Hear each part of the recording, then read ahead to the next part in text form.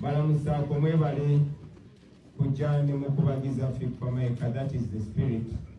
Nsanyuse nnyo okulaba ku faces ezimu bembadde nduli okulaba abalabisira bangako balamusiza kyanako titusinkanye mu kaseera k'ennaku naye maybe one day tujja kusinkana mu kaseera k'essanyu nga mwena muli wali nga nze kibosire nga nze president.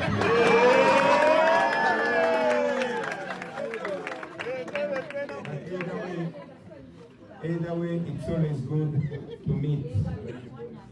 It's always good to have that spirit of brotherhood.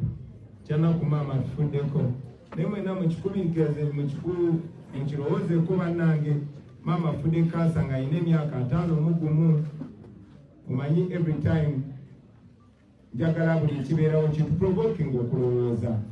Kuba tuli balowooza tefeba artist tuli bayinya. Mama wa Fifamaika afudde nga wa myaka 5 mugumu afudde kansa kitegeeza abadde akyali muto singa tubadde n'obujjanjabi oli buli better than here oba oliawo singa akyaliwo sigamba nti nze Katonda naye bulijjo mbagamba nti wano mu Uganda you are always one being away from being broke.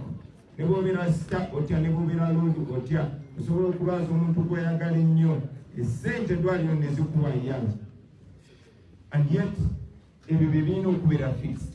Ensonga laki tubeera mu gavumenti, ensonga laki tukunganya sente z'omusolo. Sente z'omusolo tetuzikunganya yazikunganya abeeko balina abalina eddoboozi abaweeyo basirike. Nedda ezo sente tuzikunganya zituyambe ffenna. Era ne bwe mulaba ebyo byenkola bannange ne byenjogerako byebyo. I'm only one voice. Nebaza nnyo Fifamaika. Fifamaika has been one of the voices.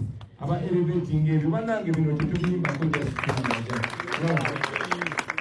neba artists bannange bali wano mumanyi tize sali yala era siga kunoonya sente nemwe ba artist muli kirabo eri Katonda kuba Katonda yatuwa tujje mu nsi tusabinga ebintu bibiri either as a blessing or as a curse. Osobola okubeera blessing okyusa obulamu bw'abantu ng'oyogerera abantu bye batasobola kwogera naye nawe ng'obasobola okuwagira kuba nobeera curse ng'olinnya ku ddoboozi lyabwe saba just tukirowoozeeko nga ba artist.